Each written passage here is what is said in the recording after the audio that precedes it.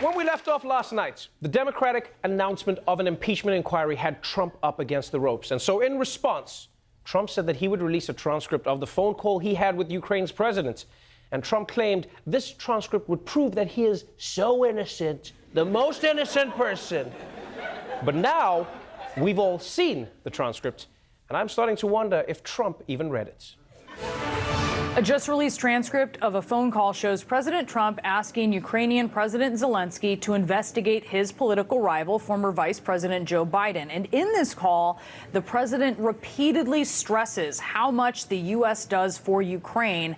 And then he says, quote, "I would like you to do us a favor." On the call, the president said, the other thing, there's a lot of talk about Biden's son, that Biden stopped the prosecution, and a lot of people want to find out about that. So whatever you can do with the Attorney General would be great. He's using the Justice Department to forward his political aims. And you're right, Bill Barr is stuck in the middle of this. This is, again, the definition, if we look up in the dictionary, of abuse of power. This is abuse of power. Yes, the transcript of the call is out. And not only did Trump definitely ask the presidents of Ukraine to work with his personal lawyer / vampire henchman to investigate Joe Biden, he also tried to rope in the United States Attorney General. And if that happened, that's a big deal. Because a president can't go around using the Justice Department as his personal TaskRabbit. That's not allowed, right? It's the same way an employee at Domino's would get into trouble for drying his laundry in the pizza oven, okay? You can do it, but don't be shocked when Domino's impeaches your ass. And you might be wondering, if this phone call is so damning, why did Trump even release the transcript? Only an idiot would do that. Exactly. And also, this is what Trump does. He does this all the time. Like, Trump is the only person who'll do something so bad right out in the open that it makes you question whether it's actually bad, right?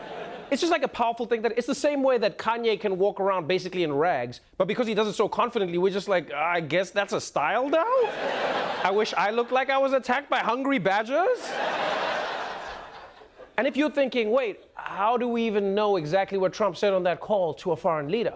Well, apparently, all calls in the White House are recorded for quality assurance purposes.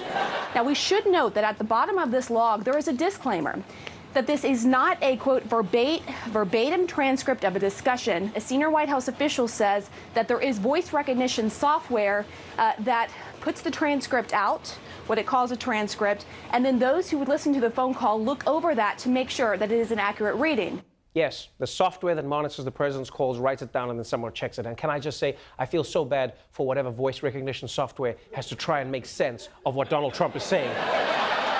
Because you realize that computer is programmed to recognize normal human speech patterns, not the Donalds. He's just out there like, and so I say they were so big, not as big, Electoral College. China, the wall, big time, bigly, and all. That's me. Yeah, honestly, the computer probably listens for 10 seconds to Trump, and then it just throws itself into a bathtub like, kill me. So look, the transcript is bad.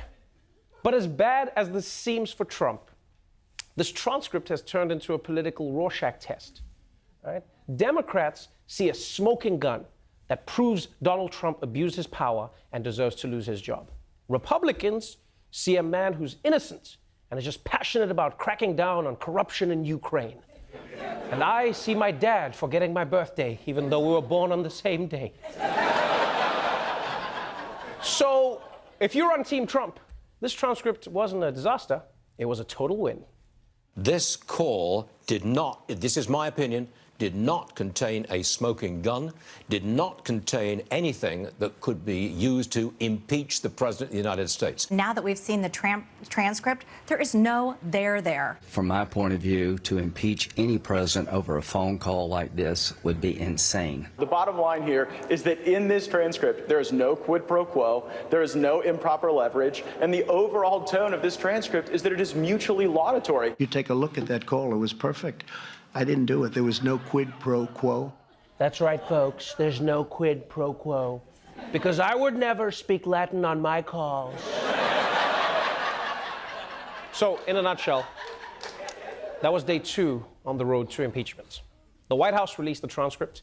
Congress has officially received the full whistleblowers report, and we'll have to wait to find out what happens next. And it could be anything. We could find out that Mike Pence also pressured Ukraine on a call, or we could find out the secret identity of the whistleblower. Spoiler alert, I think it's Tekashi 6ix9ine. That's snitching on everybody. Until then, we don't know anything. What we do know is that Trump's defenders have already decided on their big talking point, and that is that this whole thing is a nothing burger because there was no explicit quid pro quo. In other words, President Trump may have asked the Ukrainian leader for a favor, but he didn't say do the favor or no military support. But let's be honest. Like, you don't need to be explicit to set up a shady deal. I mean, if you've ever watched any mafia anythings, you'll know that explicit is the exact opposite of what they do. I mean, it's just like this scene from The Sopranos. Listen, Danny, we just want you to know how glad we are a guy like you was on that jury. That mob thing, that Junior Soprano trial. I got that. Hey, what are you doing? It's a privilege. Hard-working guy, wife and 2 kids, performing a civic duty we should all take part in. We know you do the right thing.